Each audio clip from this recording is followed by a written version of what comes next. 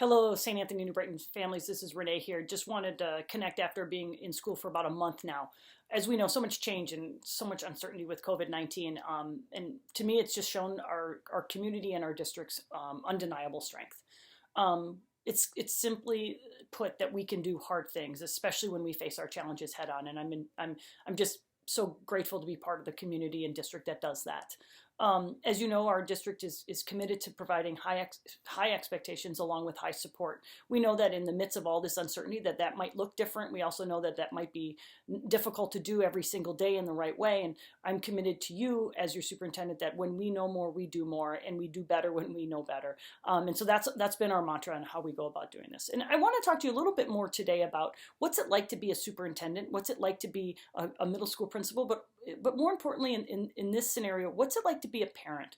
Many of you have been reaching out and sharing, some of you sharing some of that frustrations of what it's like to balance. You're working parents, and how do you navigate your kids at home, and what are they missing out on at school, and how that there's a bit of guilt in there. And as a parent and as an educator, and one who cares deeply for our community, I've been feeling pretty down about that. I know it's challenging. I know myself as a parent, it's really hard to do both and to do both really well.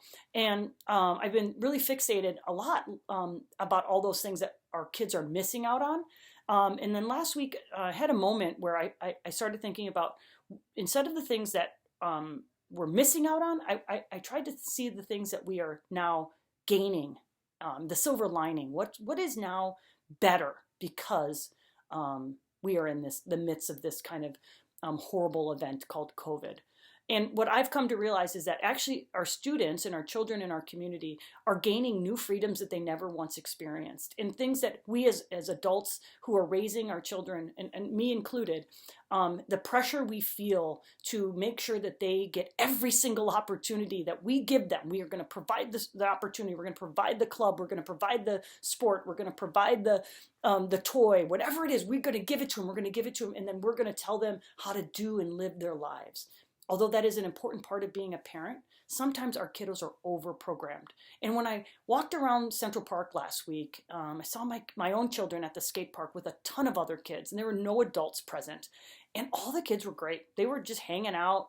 The big kids were talking to the little kids were learning from the big kids. My daughter herself was learning how to go off a ramp with the help of an 8th grader. And it was great to see.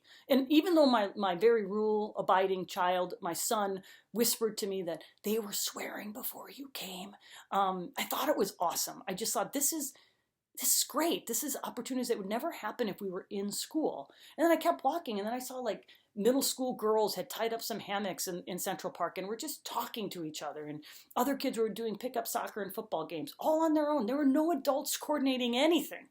And I said, this is the silver lining. And so, of course, I love research. And so I dug into some Peter Gray, he's a professor in Boston College. He's a psychologist. And and I'll read you his quote in particular. He says, and let me find this here. It says, when children's lives are programmed by others, they do not learn how to program their own lives. When children are constantly doing what adults tell them to do, they have little opportunity to discover and pursue what they themselves like to do. That is, to discover their own passions. So I've changed my mindset. I challenge you to change your mindset, that maybe by not being at school, kiddos are learning new freedoms, new opportunities, and those experiences themselves will let them find their passions. And when they come back to school, they'll be even more ready and better to navigate the world.